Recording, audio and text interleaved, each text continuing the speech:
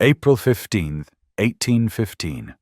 The afternoon rain fell in steady sheets against the windows of Thornhill Manor, blurring the world beyond into indistinct shapes of grey and green, as if even nature conspired to soften the edges of Eleanor Thornhill's existence. She sat in the drawing-room, her simple grey dress blending with the faded upholstery of the settee where she perched with her embroidery, hands moving with practiced efficiency through stitches she could complete without thought. At 35, Eleanor had learned to make herself small, to occupy the spaces others overlooked, to move through rooms like a whisper that disturbed nothing and no one. Her sister Catherine swept into the room with the confidence of a woman newly elevated by marriage, her rose silk gown a sharp contrast to Eleanor's drab attire, bringing with her the scent of expensive French perfume and the particular energy of one who has come to deliver news. Behind Catherine came Mrs. Beatrice Langley, the village's most devoted collector and distributor of gossip, her sharp eyes cataloguing every detail of the shabby drawing-room with its threadbare carpet and faded curtains, the visible evidence of the Thornhill family's decline since their father's death 6 months prior. Eleanor felt their judgment like a cold draught, though neither woman spoke it aloud, instead settling themselves in the better chairs while Eleanor set aside her needlework and prepared tea with hands that had long ago learned not to tremble under scrutiny. Catherine accepted her cup with barely a glance toward her elder sister, already turning to Mrs. Langley with barely contained excitement as she announced that the Duke of Sinclair was returning to England after 15 years on the peninsula, a war hero now, scarred and changed but triumphant, and would arrive within the week to take up residence at Sinclair House. The name struck Eleanor like a physical blow, though her face betrayed nothing, years of practice at concealing emotion serving her well as Mrs. Langley speculated about which eligible young ladies might catch the Duke's attention, for surely a man of 38 would be seeking a wife, and what a prize he would be, despite the rumors of his ruthless nature and the hardness war had carved into him. Eleanor lifted her teacup to her lips to hide any reaction, willing herself to feel nothing, to remember nothing. Though unbidden came the memory of a young man with kind eyes who had once treated her as if she mattered, before he left to make his fortune and his name, before she understood that she had been merely a passing acquaintance to someone who would become far too important to remember a plain girl with no particular beauty or consequence. Catherine laughed at something Mrs. Langley said about the foolishness of women who might imagine themselves worthy of ducal attention, and Eleanor knew without looking that her sister's eyes had flickered toward her with that particular mixture of pity and superiority that had become Catherine's habitual expression when regarding her spinster sister. The rain continued its steady percussion against the windows as Eleanor poured more tea with a hand that remained perfectly steady,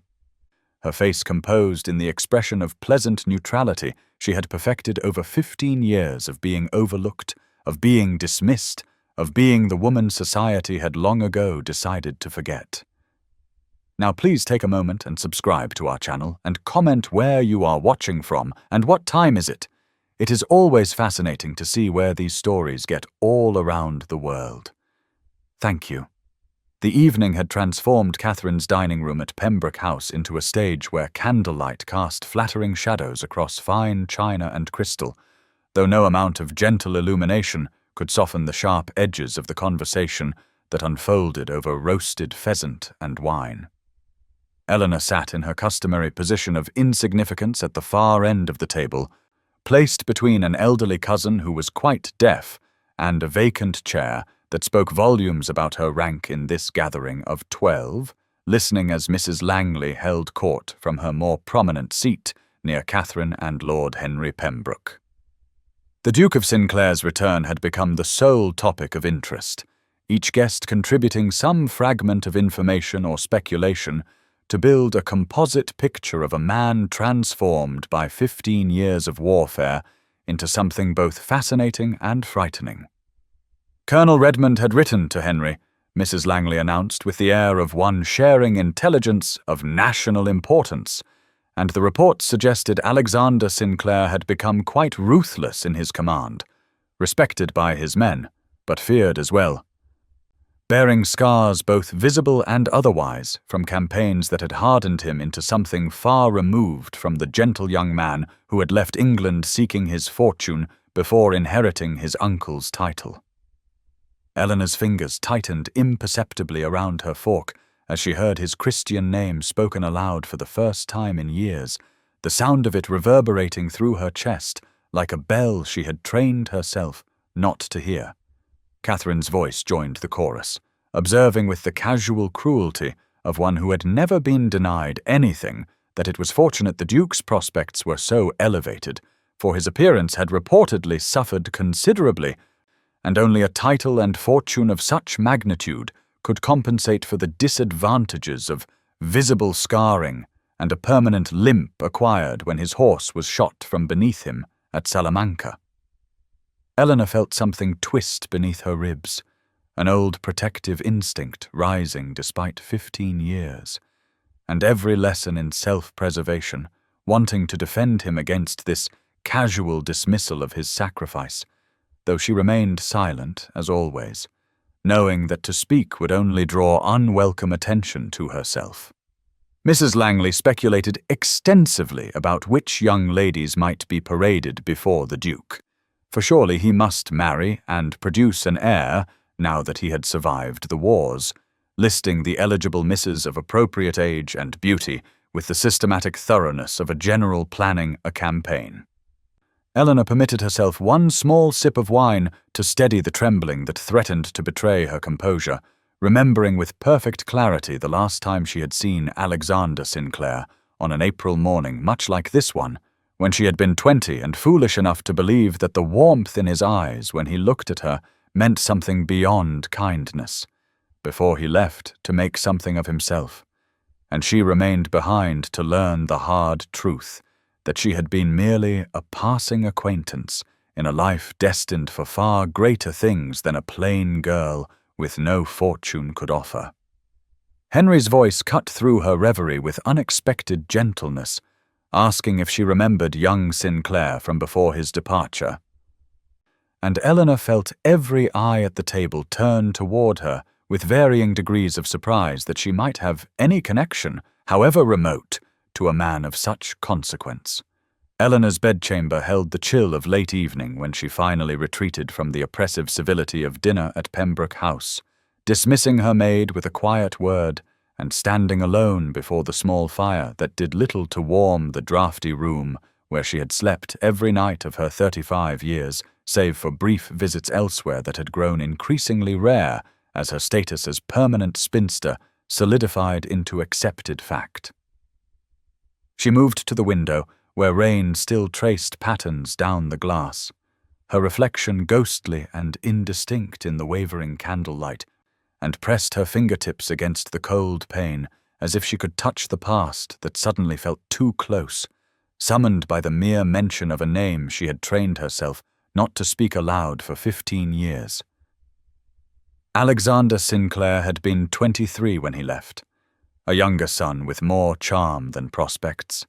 kind eyes and an easy smile that had made her foolish heart believe she might matter to someone beyond the dutiful affection of family, and she had been 20 and plain even then, though not yet marked by time and disappointment into the invisible creature she had become. He had sought her company that last spring before his departure, walking with her through these same gardens when they had been better tended, talking of books and ideas with an intensity that made her feel seen in a way she had never experienced before or since. And she had convinced herself with the dangerous optimism of youth that his attention meant something more than the kindness of a restless young man filling empty hours before embarking on a grand adventure. Eleanor moved to her dressing table and opened the lowest drawer, where beneath carefully folded handkerchiefs lay a small wooden box she had not opened in years, though she knew precisely what it contained, her fingers trembling now as they had not trembled earlier under Catherine's contemptuous gaze or Mrs. Langley's calculated speculation. Inside the box lay a single pressed wildflower, a delicate thing long ago faded to brown fragility, which Alexander had picked for her on their last walk together, and presented with a smile that had made her believe in futures that could never exist for women like her. She had watched him ride away that April morning with this flower clutched in her hand and hope blazing in her chest, certain he would write, certain he would return for her once he had made something of himself, spending the first year starting at every post-delivery, and the second year telling herself patience was required, and the third year beginning to understand that she had been a fool to imagine herself memorable to a man destined for significance far beyond the small world of a country village and its unremarkable inhabitants. By the 5th year she had stopped watching for letters, and by the 10th year she had accepted that she would never marry, because her heart had made its choice and would not unmake it, regardless of how sensible such unmaking would be, resigning herself to the quiet, dignified spinsterhood that society expected from plain women of limited fortune who had missed their chance. Now he was returning, transformed by war into someone she would not recognize, and she would be exactly what she had been when he left, only older and grayer and more completely invisible, and the kindness he had shown that foolish girl would surely be forgotten, if indeed it had ever signified anything beyond the casual warmth of a man who treated everyone with equal courtesy. The village assembly rooms blazed with afternoon light on April 22nd, 1815, precisely 1 week after Eleanor had first heard news of his impending return, and she stood in her customary position at the edge of the gathering where the spring sunshine from tall windows could not quite reach, wearing the same grey dress she had worn to every such event for the past 3 years, because there seemed little point in vanity when one had become visible as the wallpaper. Catherine held court near the refreshment table with Mrs. Langley and a cluster of younger wives, their bright gowns and animated conversation creating a vivid tableau from which Eleanor was permanently excluded by the simple fact of being 35 and unmarried, and therefore neither fish nor fowl in the rigid taxonomy of society, too old for the marriage market, and too lacking in consequence for the matrons to consider worth cultivating. She had positioned herself near the door with the half-formed thought that she might slip away early, unable to bear another afternoon of watching life happen to other people, while she stood witness from the margins, when a ripple of excitement moved through the assembled company like wind across water, voices rising and heads turning toward the entrance, with the unified focus of a flock of starlings changing direction. Eleanor did not need to look to know what had caused this disturbance, feeling her heart begin to hammer against her ribs with painful force as Colonel Redmond's voice carried across the sudden hush, announcing the Duke of Sinclair with the casual authority of a man accustomed to commanding attention. She permitted herself one glance toward the doorway and felt the floor shift beneath her feet as she saw him for the first time in 15 years, this man who had once been Alexander, but was now someone both familiar and utterly transformed, taller than she remembered, or perhaps merely more commanding in his bearing. Shoulders broad beneath a perfectly tailored coat of midnight blue that spoke of wealth and taste, but it was his face that stopped her breath entirely. A scar ran from his left temple down across his cheekbone, pale against sun-weathered skin, pulling slightly at the corner of his eye, and giving him an expression of permanent intensity that the young man she remembered had never possessed. And when he moved into the room, she saw the subtle hitch in his stride, the carefully controlled compensation for an injury that had clearly never fully healed, his right hand resting briefly on the head of a walking stick he carried with unconscious grace. He was scanning the room with the systematic thoroughness of a military man assessing terrain, and Eleanor found herself pressing back against the wall as if she could disappear into it entirely. Become one with the faded paper and escape notice, escape the inevitable moment when his gaze would pass over her without recognition or pause to rest on Catherine, or one of the prettier young ladies whose names Mrs. Langley was already listing in an urgent whisper. But then his eyes found her across the crowded room, locked onto her with an intensity that made the breath leave her lungs entirely. And for a heartbeat that seemed to stretch into eternity, they simply looked at each other across 15 years and all the distance that had grown in the space between who they had been and who they had become. And Eleanor saw something flash across his scarred face that looked absurdly like relief. And then he was moving toward her with deliberate purpose, ignoring Mrs. Langley's attempt to intercept him and the flutter of young ladies positioning themselves hopefully in his path, walking directly toward Eleanor as if she were the only person in the room worth reaching. Eleanor felt her throat close as he crossed the room toward her, with that slight hitch in his stride, the walking stick tapping softly against polished floorboards, while the assembled company fell silent in a way that made her acutely aware of her position against the wall, of the faded grey dress she wore,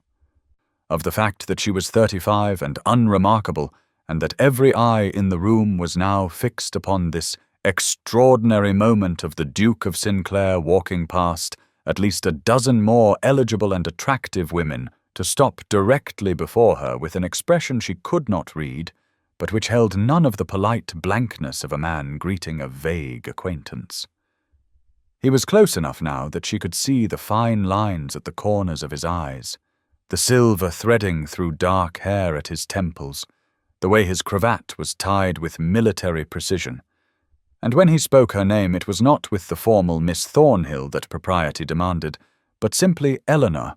as if 15 years had not passed, and they were still two young people walking through spring gardens, and the intimacy of it sent heat flooding through her cheeks. "Eleanor," he said again, his voice deeper and rougher than she remembered, scraped raw by years of shouting commands across battlefields. "You have not changed," which was such an absurd lie that she nearly laughed, except that his eyes held hers with an intensity that suggested he believed what he said, or at least wanted her to believe that he believed it. "Your Grace," she managed, her voice emerging steadier than she had any right to expect, given that her heart was trying to beat its way out of her chest. "I hope you are well," which was possibly the most insipid thing she could have said, but all higher cognitive function had abandoned her the moment he had looked at her with recognition, with purpose, with something that looked dangerously like pleasure. He smiled then, a slight pulling at one corner of his mouth that the scar made almost crooked, and she saw a flash of the young man he had been beneath this hardened warrior he had become. "I am much improved for seeing you," he said,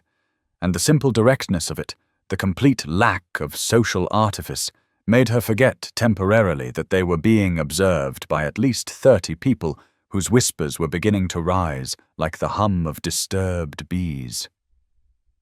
"I had hoped to find you here," he continued, shifting his weight slightly in a way that suggested his leg pained him, though his expression remained unchanged. "I have thought of you often these past years."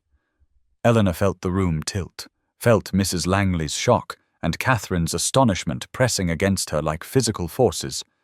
and all she could think was that this could not be real, could not be happening, that she would wake in her cold bedchamber to find it had been a dream born of desperate longing and the pressed flower she had kept hidden for 15 years. "You remember me," she whispered, the words escaping before she could stop them, and something fierce flashed across his scarred face. "I remember everything," Alexander said quietly, and reached for her hand. Eleanor had not slept more than an hour the previous night, lying awake in her narrow bed while moonlight crept across the worn floorboards, and her mind replayed every moment of those extraordinary minutes when Alexander Sinclair had crossed a crowded room to speak her name with such intimacy, to look at her as though 15 years had not passed, and she had not become invisible. And when the Morning Post arrived at Thornhill Manor on April the 23rd, 1815. She was already dressed and seated in the small breakfast room that caught the morning sun, trying to focus on a cup of tea that had gone cold, while she pretended to read a book she could not have summarized if her life depended upon it. Margaret Ashworth brought in the silver salver with its single cream envelope, her expression carefully neutral in that way that suggested she knew something significant was happening, and Eleanor felt her hands begin to tremble even before she recognized the bold black script that spelled out her name with almost military precision. She broke the seal with fingers that felt disconnected from her body and unfolded heavy paper that bore the Sinclair crest embossed at the top. Reading words that were characteristically direct and devoid of the flowery language most gentlemen employed when corresponding with ladies, asking in plain terms if she would do him the honor of riding with him tomorrow morning at 10, so that they might speak privately away from the curiosity of society. And she read it 3 times to be certain she had not imagined the request, before pressing the paper against her chest and closing her eyes while her heart performed acrobatics that seemed inappropriate for a woman of 35 years. Margaret cleared her throat softly, and Eleanor looked up to find her companion watching with an expression that held something terribly close to hope. And when Catherine swept into the breakfast room moments later with colour high in her cheeks and speculation bright in her eyes, clearly having heard from some source about yesterday's public encounter, Eleanor felt the weight of reality descend upon the fragile bubble of possibility that had been expanding in her chest since she had read Alexander's words.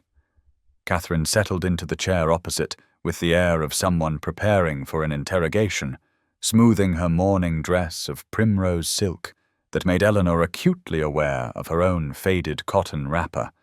and asked with studied casualness what Eleanor intended to do about the Duke's extraordinary attention, whether she truly believed a man of his consequence could be serious in his regard for a woman of Eleanor's years and circumstances, whether it would not be wiser to discourage expectations that could only lead to disappointment and quite possibly public humiliation when he inevitably realized his mistake. The words landed like stones in still water, each one sending ripples of doubt through Eleanor's tentative joy, and she felt the old familiar weight of resignation beginning to settle over her shoulders like a cloak she had worn so long it felt more natural than hope. Until Margaret set down the teapot with enough force to rattle the china and said in a voice that brooked no argument that perhaps Catherine might consider the possibility that the Duke knew his own mind and had demonstrated remarkably good judgment in recognizing quality that others had been too blind or too foolish to appreciate. Eleanor looked at her companion with something like wonder, seeing the fierce loyalty in Margaret's plain face, and then looked down at the letter still clutched in her hand, at the strong, confident script that had asked simply and directly for her company, and felt something shift inside her chest, some small ember of defiance catching flame, and she heard herself say with more steadiness than she felt that yes, she would accept the Duke's invitation, she would ride with him tomorrow at 10,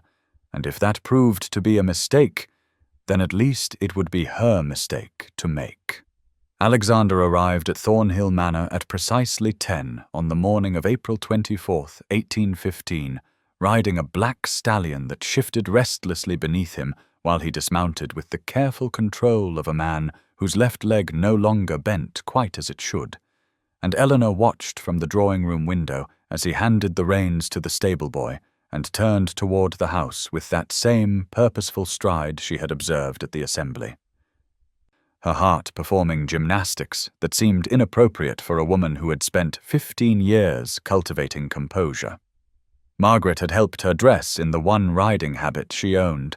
a dark green wool that was at least 5 years old but still fit reasonably well, and had pinned Eleanor's hair in a simple arrangement that would withstand wind and movement, saying nothing but squeezing Eleanor's shoulder in a gesture of encouragement before retreating to give her privacy for this meeting that felt weighted with possibilities Eleanor was afraid to examine too closely. He was shown into the drawing-room by their elderly butler, filling the space with his presence in a way that made the familiar room feel suddenly smaller. And when his eyes found hers, they held an expression of such undisguised pleasure at seeing her that Eleanor felt heat rise in her cheeks, while her hands twisted together in a nervous gesture she could not quite control. "You look well," he said simply, moving toward her with that slight hitch in his step, and she thought wildly that he was either the most accomplished liar in England or somehow genuinely saw something in her faded person that deserved such warm regard. The groom brought her mare Clover around, a gentle 18-year-old bay who had been Eleanor's companion for more years than she cared to count, and when Alexander moved to help her mount his hands, spanned her waist with a strength that made her acutely aware of the physical reality of him, of muscle and warmth and controlled power beneath the civilized clothing. And she found herself breathless before they had even begun to ride. They set off toward the countryside at an easy pace dictated by Clover's advancing years and Alexander's war-wounded leg, leaving behind the manor and its watching windows. And for several minutes they rode in silence, while Eleanor's mind raced through and discarded a dozen conversational openings that all seemed either too forward or too inane. "I have thought of you often during these past years," Alexander said finally, his voice quiet but clear in the morning air, where blackbirds called from greening hedgerows and the sun worked to burn off the last wisps of dawn mist. "Of how you looked that last summer before I left, walking in your father's garden with a book, always with a book. And how you would discuss philosophy and poetry with a seriousness that made me forget you were only 20 and I was leaving to make my fortune because I had nothing to offer a woman of quality." Eleanor turned to stare at him, her hands tightening on the reins, until Clover tossed her head in mild protest, and all she could manage was, "I thought you had forgotten me entirely," which came out sounding more wounded than she had intended. He brought his stallion closer until their stirrups nearly touched, and his scarred face held an expression of such focused intensity that she could not look away. "Forget you," he repeated, as though testing the words for sense and finding them lacking. "Eleanor, you were the one bright memory I carried through every bloody campaign, every winter that tried to kill us, every moment when I thought I might not survive to see England again. And if I had any courage at all, I would have written to you, would have asked you to wait. But I was a younger son with no prospects, and you deserved better than years of uncertainty." The raw honesty of it struck her like a physical blow, and she felt the careful walls she had built around hope beginning to crack, felt 15 years of resignation and settling, and convincing herself that love was not meant for women like her starting to crumble into dust. Eleanor had seen Alexander 3 times in the 2 days following their ride through the countryside, once when he called at Thornhill Manor with Colonel Redmond and stayed for tea, once at church on Sunday, where he had positioned himself in the pew directly across from her family, and looked at her with such warm regard that she felt the eyes of the entire congregation upon them, and once when they encountered each other quite by accident in the village, and he had insisted on walking with her while she completed her errands, as though it were the most natural thing in the world for a duke to carry packages for a spinster, and discuss the merits of various types of tea with apparent genuine interest. And by the afternoon of April the 26th, 1815, when Catherine hosted her weekly tea at Pembroke House, Eleanor's name was on every tongue in the county, and speculation had reached a fever pitch that she could feel like electricity in the air the moment she entered her sister's elegant drawing-room. Mrs. Beatrice Langley was already established in the best chair near the window, where afternoon light showed her lavender silk to advantage, and the moment Eleanor appeared, she fell silent in that deliberate way that made it abundantly clear she had been discussing Eleanor just seconds before, and the 3 other ladies present, Mrs. Harrington and the Misses Whitmore, turned to regard Eleanor with expressions that held curiosity and something that looked uncomfortably like pity. Catherine poured tea with studied grace, and asked in a voice of careful neutrality how Eleanor was enjoying the Duke's attentions,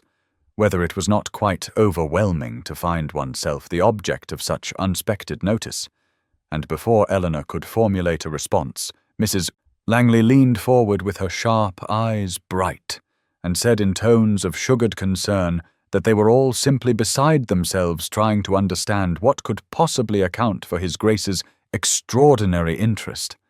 That of course everyone knew Eleanor was a woman of excellent character and respectable family, but one had to wonder whether perhaps the Duke in his years away at war had developed some peculiar ideas about what constituted a suitable match, or whether perhaps his injuries had affected his judgment in ways his close friends were too loyal to acknowledge. The words landed like slaps, and Eleanor felt heat rise in her face, while her hands tightened on her teacup until she thought the delicate china might shatter,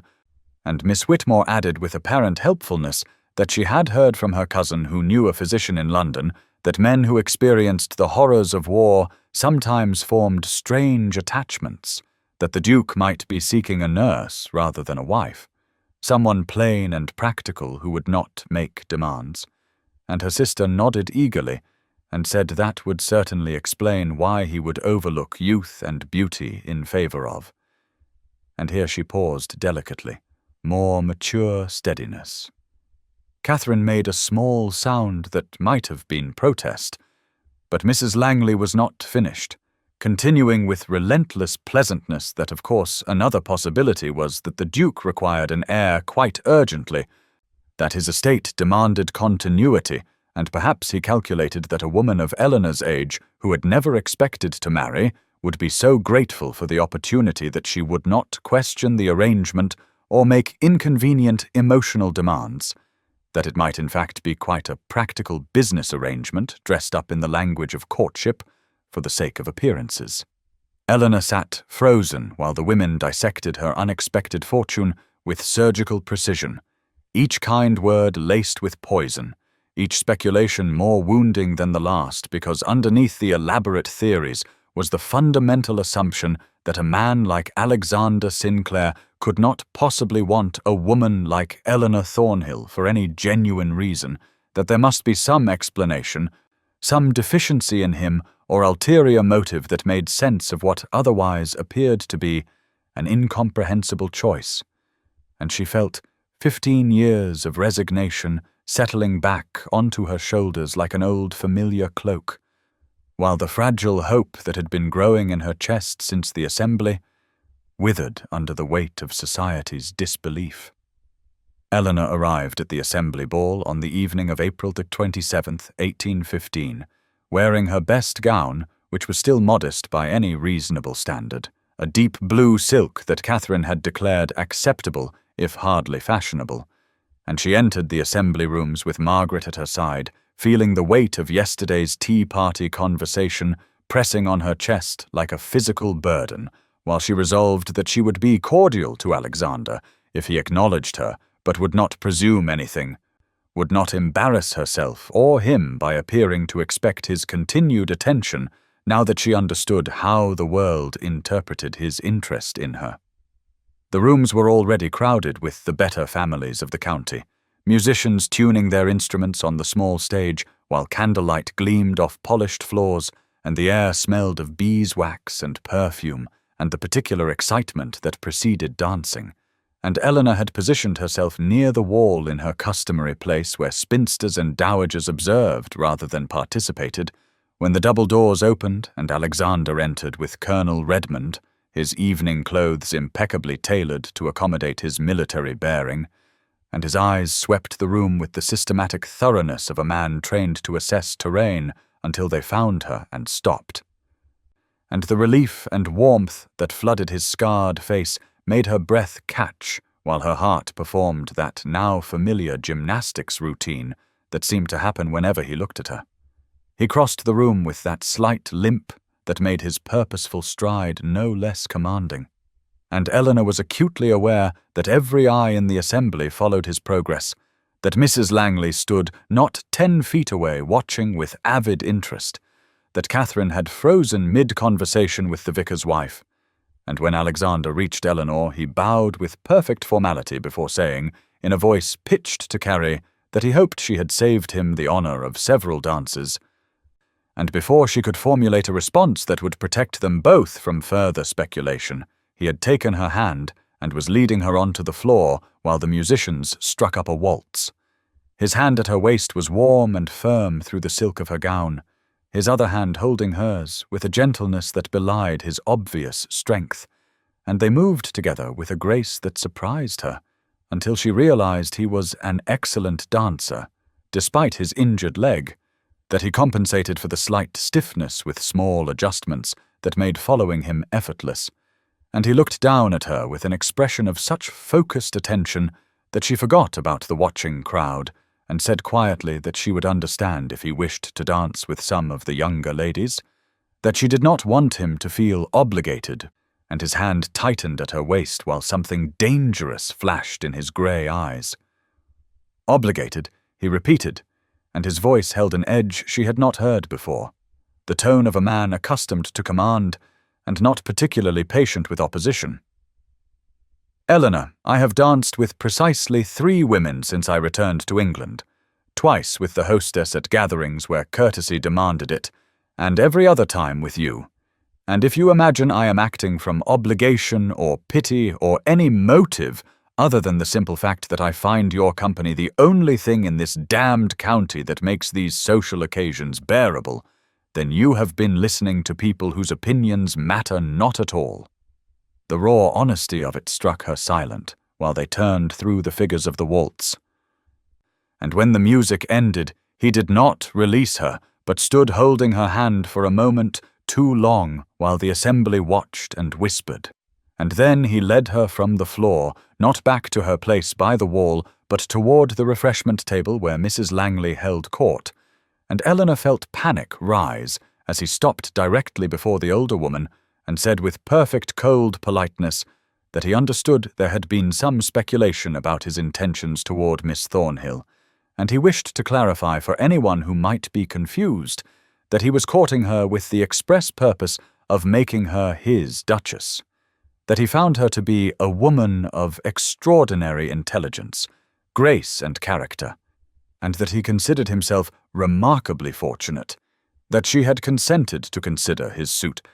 The shocked silence that followed Alexander's declaration lasted perhaps 3 heartbeats before Mrs. Langley recovered enough to produce a strained smile and offer fluttering congratulations,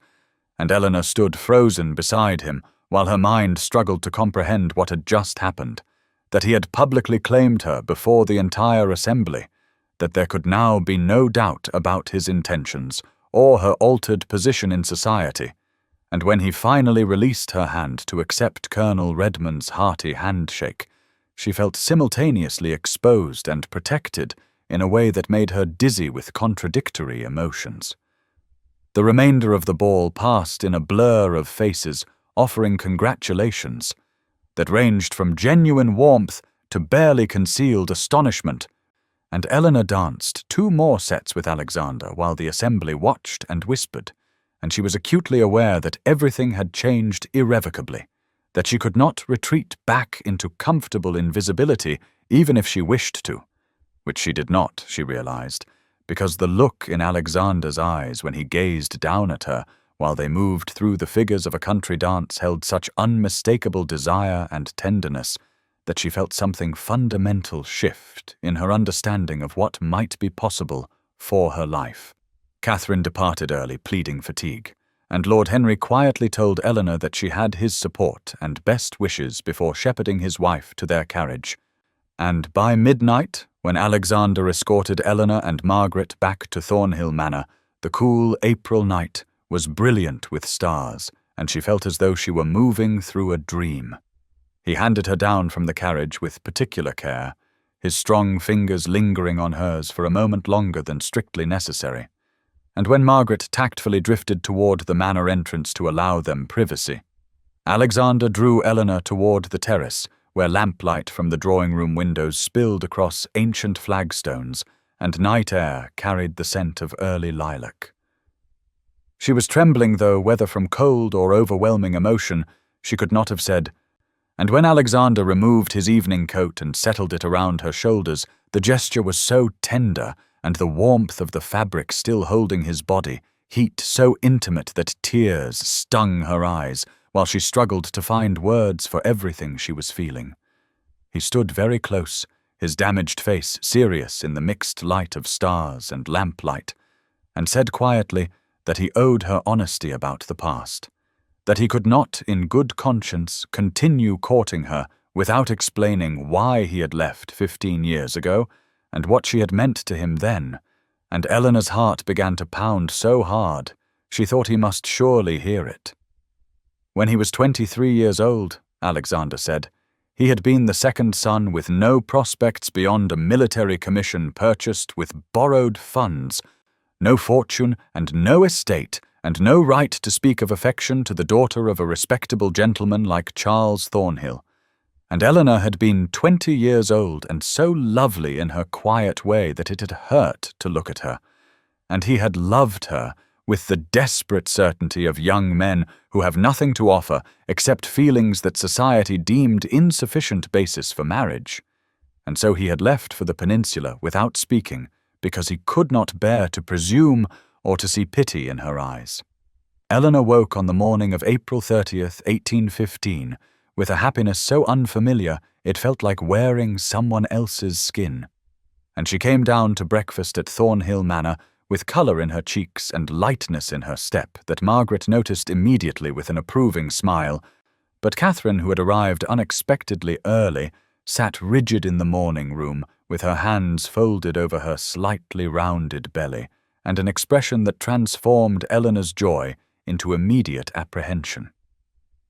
Alexander had called the previous day to formally request permission to court Eleanor with the intention of proposing marriage,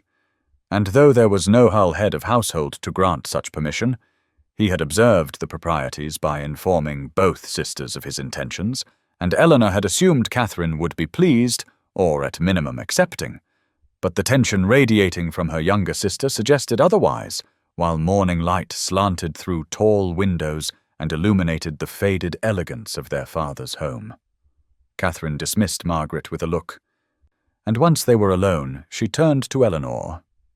with an expression mixing concern and something sharper that might have been jealousy or resentment, and said in a voice tight with restrained emotion that she felt obligated as Eleanor's only family to express serious reservations about this match,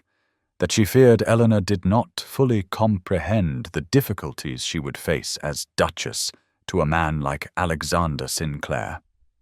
Eleanor felt her newfound happiness contract into something smaller and more defensive, while she asked quietly what difficulties Catherine meant, and her sister leaned forward with the particular intensity of someone who believes they are performing an unpleasant duty, listing objections that fell like blows against Eleanor's confidence. Alexander was 38 years old and required an heir, Catherine said, and while Eleanor was only 35, that was considered advanced for childbearing, and had Eleanor considered what would happen if she proved unable to provide the children he needed,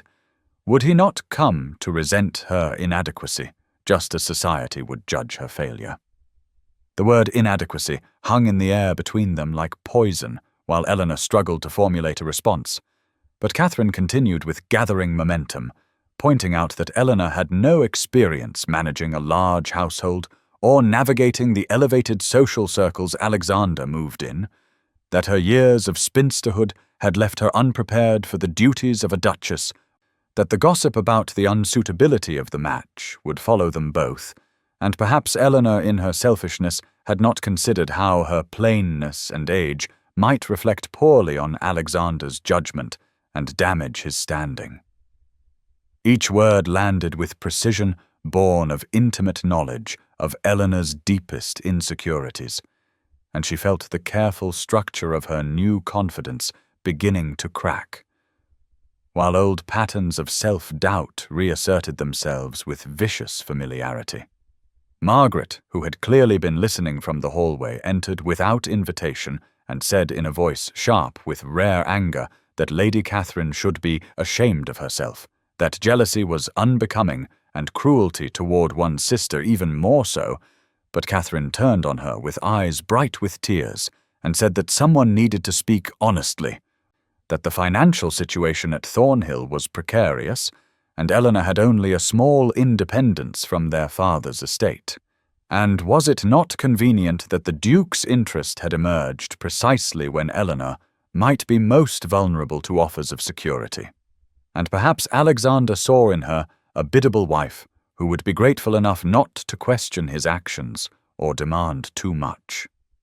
The insinuation that Alexander's intentions were mercenary or that Eleanor was being somehow used struck deeper than all the rest, and Eleanor heard herself say in a voice that shook despite her efforts at control that Catherine should leave, that she would not listen to any more. The 3 days following Catherine's bitter words passed with agonizing slowness, while Eleanor oscillated between defending her right to happiness and wondering whether her sister's cruel observations contained uncomfortable truths. And though Alexander called twice, she received him with a restraint that clearly puzzled him. And by the evening of May the 2nd, he sent a note requesting that she come to Sinclair Estate the following afternoon, as he wished to show her the gardens which were now at their spring peak. And Eleanor understood that this was the moment toward which everything had been building, that he intended to propose formally, and she spent a sleepless night wrestling with Catherine's insinuations and her own stubborn hope, until Margaret found her at dawn, red-eyed and exhausted, and said in a voice that brooked no argument that Eleanor Thornhill had spent 35 years allowing others to define her worth, and it was long past time she claimed her own happiness, regardless of society's judgment or family's jealousy. The afternoon of May the 3rd arrived cool and clear, with the particular luminous quality of late spring, and Eleanor dressed with unusual care in a gown of pale green muslin that Margaret insisted brought out the subtle hazel of her eyes. And when Alexander's carriage arrived precisely at 2 o'clock, she felt her heart hammering so violently she pressed a hand to her chest while climbing inside. And the short journey to Sinclair Estate passed in a blur of anxious anticipation and bone-deep longing that made coherent thought nearly impossible.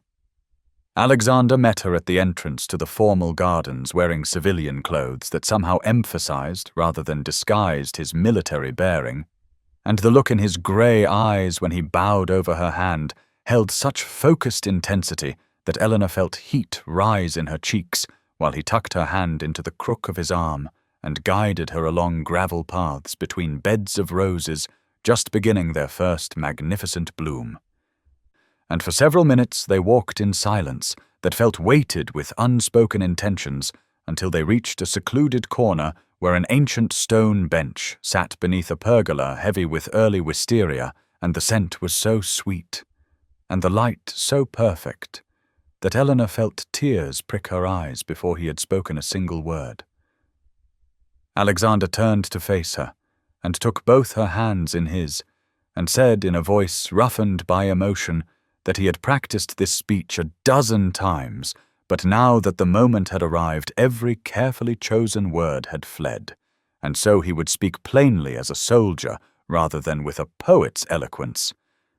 And he asked Eleanor Thornhill if she would consent to become his wife and duchess, because he loved her with an intensity that had survived 15 years and a brutal war, and the knowledge that he had been a fool to leave without speaking, and he wanted to spend whatever years remained to him proving that she was the most valuable and beloved woman in England, regardless of what society or jealous sisters might say about age or appearance or suitability.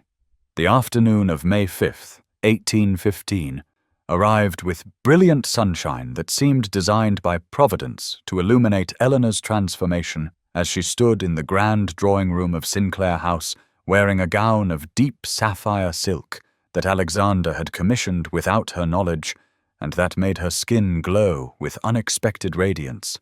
while Margaret fastened a delicate strand of pearls around her neck and whispered that Eleanor looked like the duchess she was about to become.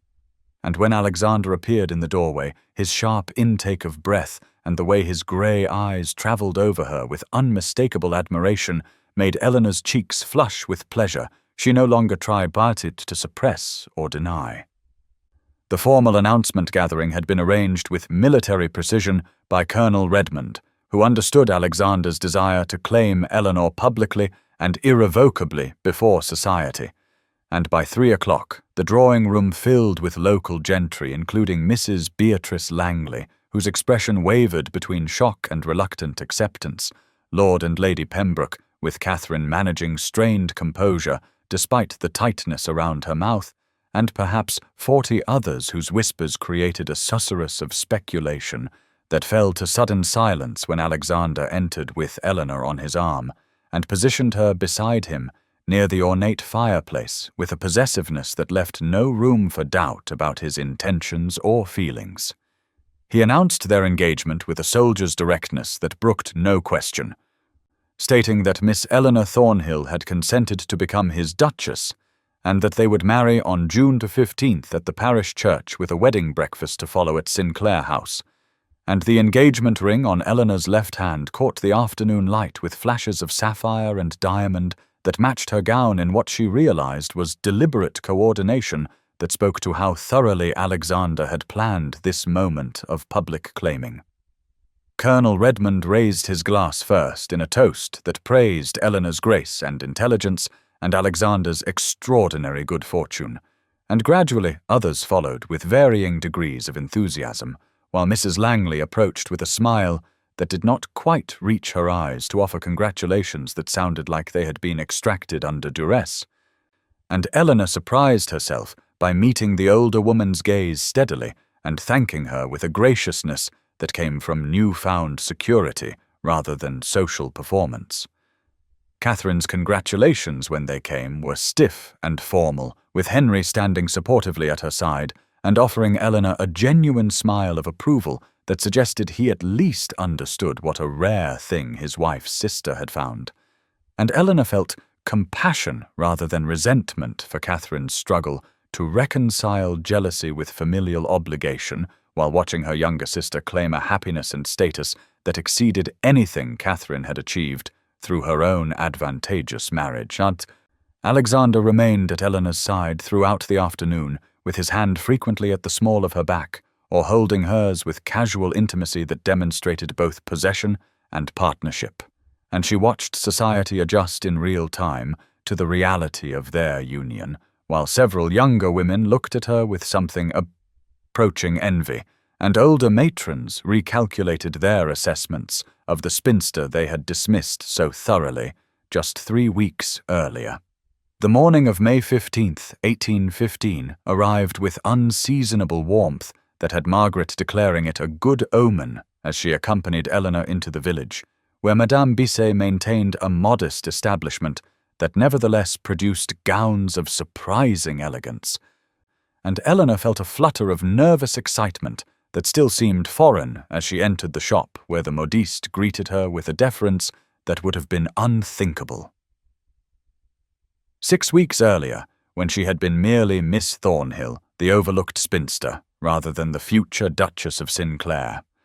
Alexander had insisted on accompanying them, despite Margaret's raised eyebrows about the impropriety of a gentleman involving himself in bridal fittings. But he waited in the small parlour with surprising patience, while Eleanor stood in her chemise, being draped in ivory silk that felt impossibly luxurious against skin, accustomed to serviceable muslins and practical wools. And when Madame Bisset asked her to step out so the Duke might approve the initial draping, Eleanor felt heat rise in her cheeks at the intimacy of presenting herself in such an unfinished state. Alexander's grey eyes travelled over her with an intensity that made her breath catch while he circled slowly, and then requested that the neckline be raised slightly and seed pearls added to the bodice in a pattern that he sketched quickly on paper, and Eleanor realized with a rush of tenderness that he had given considerable thought to what would make her feel both beautiful and comfortable rather than exposed, and his attention to such details spoke to a care that went beyond mere attraction into something deeper and more sustaining. The fitting continued for another hour, with Margaret offering opinions about sleeve length and train management, while Alexander sat reviewing correspondence, but looking up frequently to catch Eleanor's eye with small smiles that made her heart lift. And when Madame Bisset finally declared herself satisfied, and Eleanor had dressed again in her walking gown of pale yellow muslin that Alexander had commissioned the previous week, she emerged to find him waiting with an expression of such open affection that she forgot to feel self-conscious about Margaret's knowing look. They walked together through the village, with Margaret trailing at a discreet distance that allowed for private conversation. And Alexander mentioned quietly that he had ordered new furnishings for the Duchess's chambers at Sinclair House and wished to know her preferences regarding colours and fabrics. And when Eleanor confessed that she had never given much thought to such things, having lived her entire adult life in rooms furnished by her mother's economical choices. Decades earlier, he stopped walking and took her hand and said with surprising intensity that she must learn to want things and claim preferences because she would be mistress of a great house, and he needed her to make it truly a home rather than merely the cold showplace it had been under his mother's rigid management. Eleanor felt tears prick her eyes at this invitation to claim space and authority,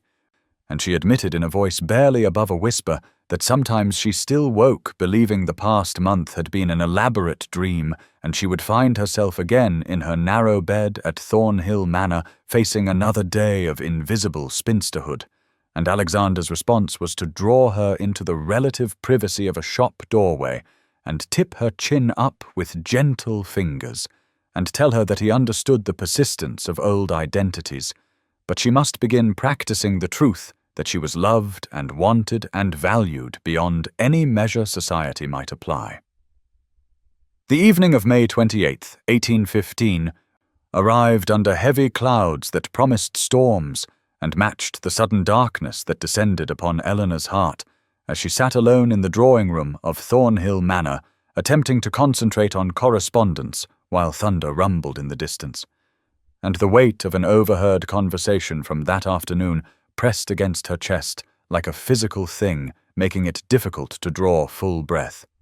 She had been in the village collecting ribbon when she passed the open window of the tea shop and heard Mrs. Beatrice Langley's voice cutting through the afternoon air with surgical precision as she told her companion that the Duke of Sinclair must be suffering from some lasting affliction of the mind brought on by war, because no man in full possession of his faculties would choose Eleanor Thornhill when he could have any young beauty in 3 counties, and though Eleanor had walked on quickly with her head high and her expression composed, the words had burrowed into the soft places she had only recently begun to expose, and now they echoed with the insistence of truth in the gathering darkness.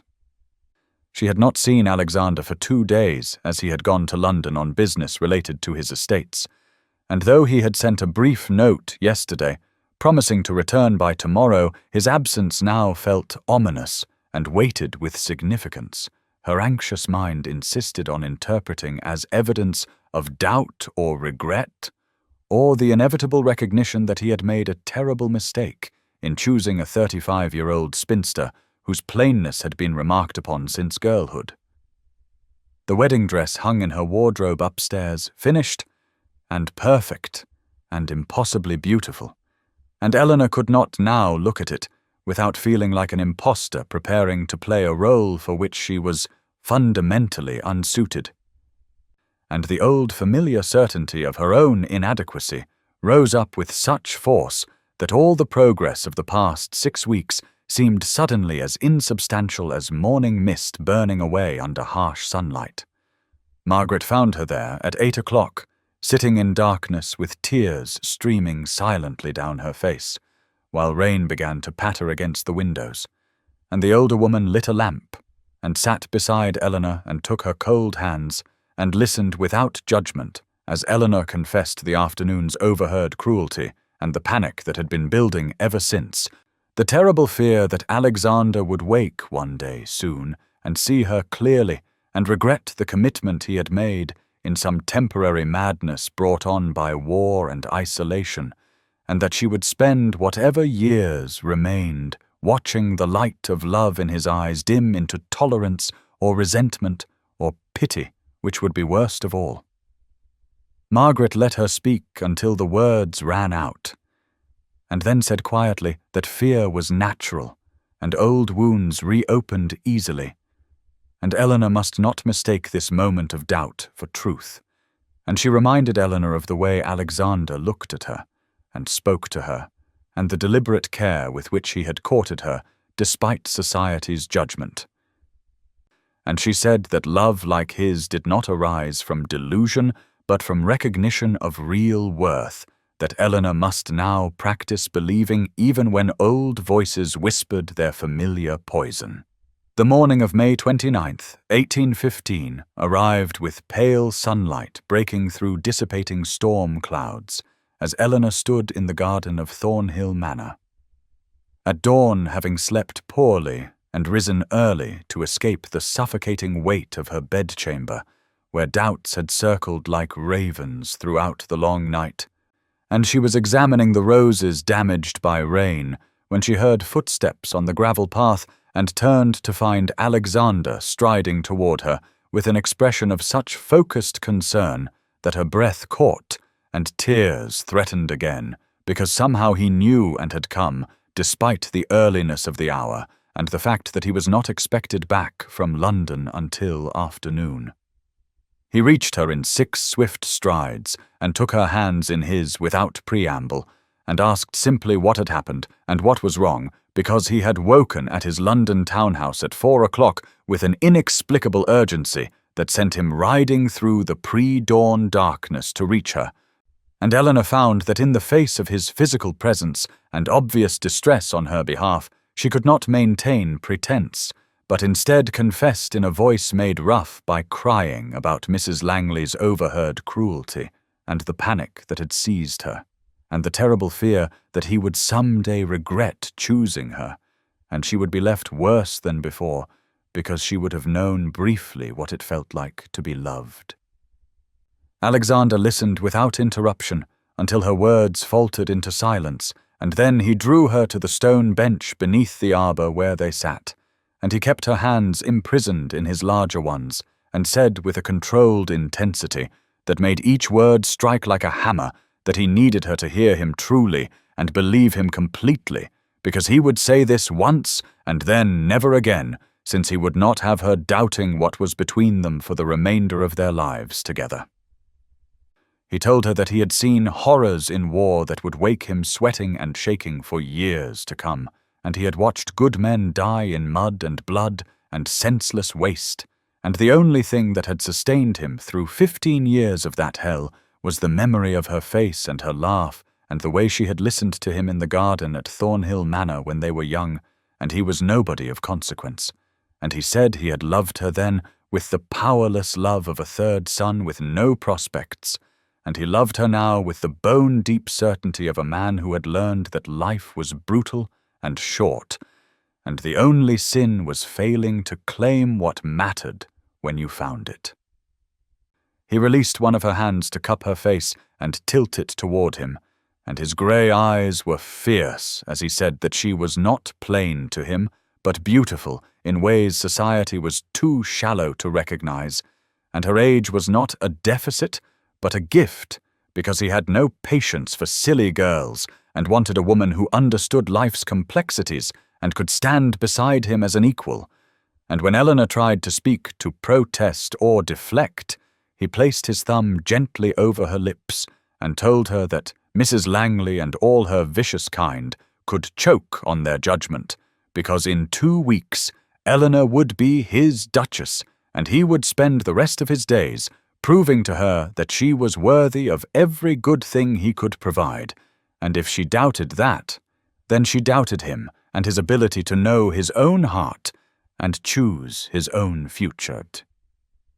The silence that followed Alexander's fierce declaration stretched for several heartbeats, while Eleanor stared at him with tears streaming freely down her face, and something fundamental shifted in her chest, like a lock finally turning after years of rust and resistance.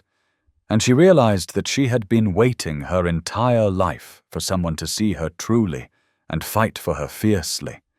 And now that it was happening, she had nearly thrown it away because old wounds had more power over her than present reality, and that was a choice she was making every time she believed Mrs. Langley's poison over Alexander's devotion, and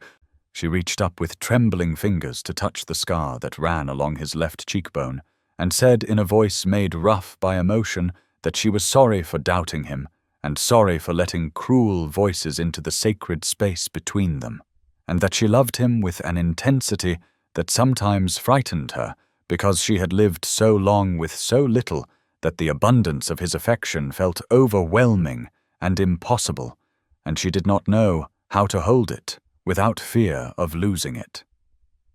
Alexander turned his face to press a kiss into her palm and told her that she would learn, and he would teach her, and they would build their life together one day at a time until the fear faded into memory and certainty took its place.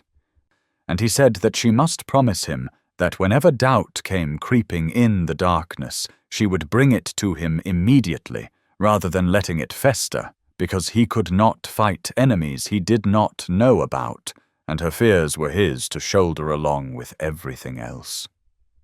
Eleanor nodded, and then found herself pulled into his arms in an embrace that was both fierce and careful, as though she were something infinitely precious that might break under rough handling.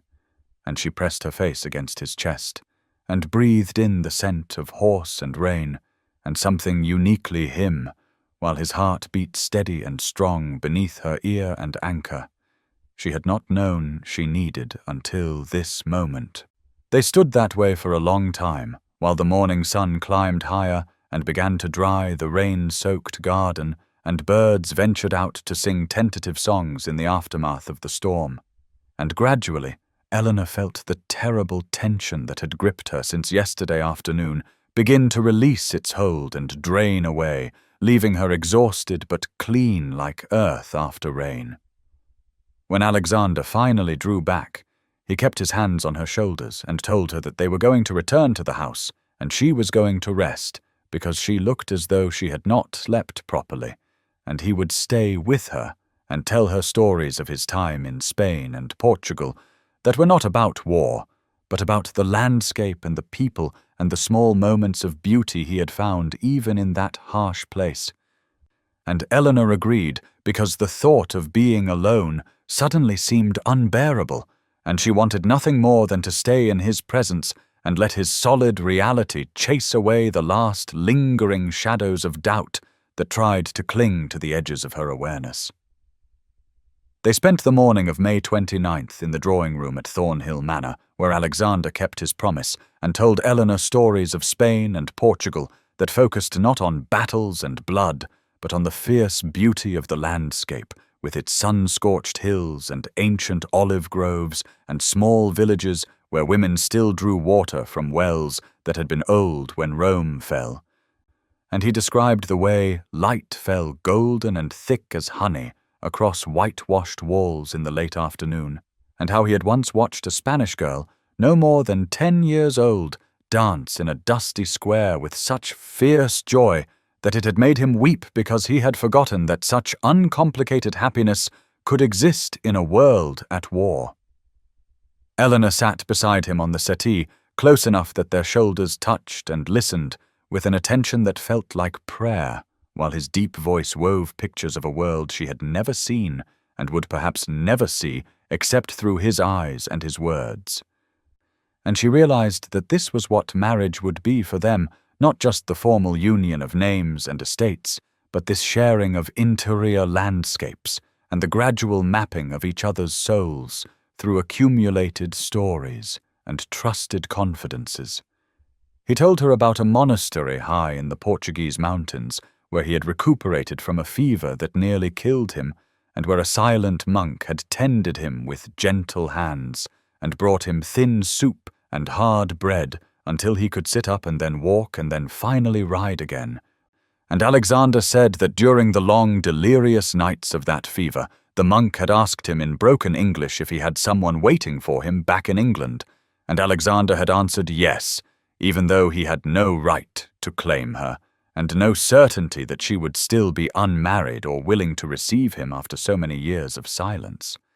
Eleanor felt her throat tighten at this revelation that she had been named and claimed in a Portuguese monastery years before he had returned to actually court her, and she asked in a voice barely above a whisper why he had been so certain she would wait when he had made no promise and offered no commitment before he left. Alexander turned to look at her fully, and reached up to tuck a strand of hair behind her ear in a gesture so tender it made her heart ache. And he said he had not been certain at all, but hope was sometimes all a man had to sustain him through darkness, and the hope that she might still be free and might still remember him with kindness had been the thin thread that had pulled him through fever and battle and the long, terrible years when he had wondered if he would survive to see England again.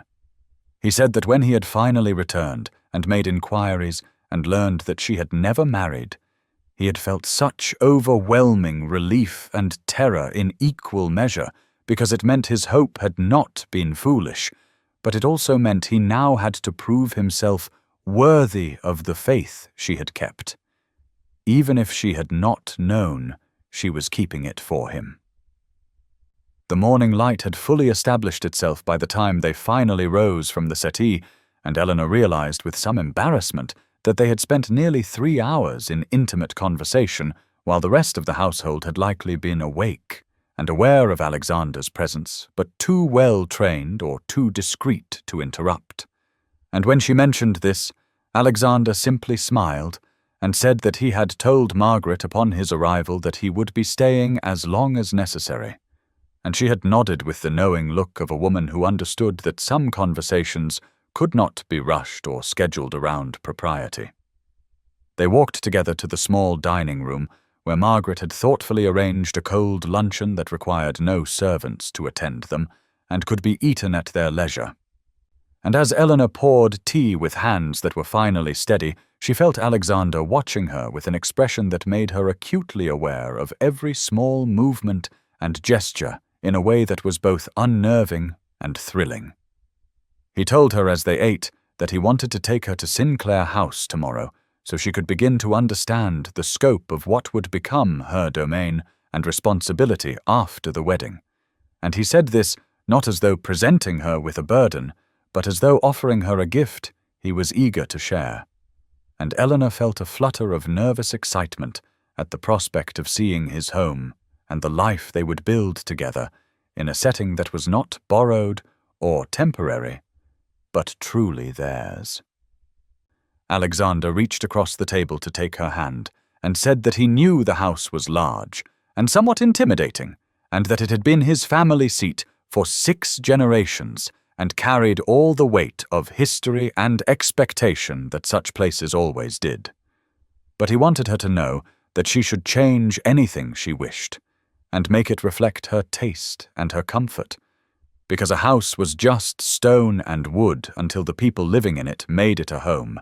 and he had been existing rather than living there since his return, and desperately needed her presence to transform it into something worth coming back to at the end of each day. Eleanor felt tears prick her eyes again at the vulnerability in his voice, and the way he was offering her not just a title and position, but genuine partnership and the authority to shape their shared life. And she squeezed his hand and told him that she would be honored to see Sinclair House and begin imagining their future there together.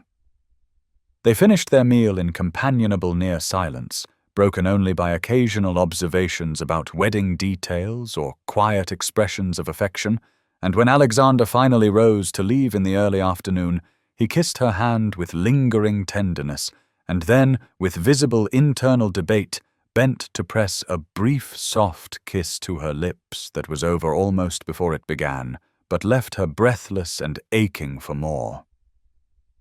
He smiled at her dazed expression and told her that he would collect her at 10 in the morning, and she should wear comfortable shoes because he intended to show her every corner of the house and ground, and that would require considerable walking.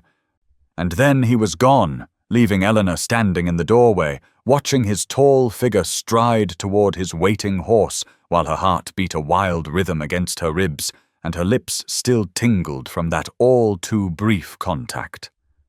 Margaret found Eleanor in her bedchamber later that afternoon of May 29th, sitting at her small writing desk with several sheets of paper spread before her and a pen held motionless in her hand, while she stared out to the window with an expression that Margaret had come to recognize as the particular dreamy distraction of a woman deeply in love and still somewhat amazed by that fact. And Margaret smiled to herself as she entered quietly and settled into the chair near the fireplace without speaking, because she had learned over their long friendship that Eleanor often needed silence in which to process the overwhelming emotions that Alexander seemed to draw from her with such consistent ease. After several minutes, Eleanor turned and seemed surprised to find Margaret there, as though she had forgotten.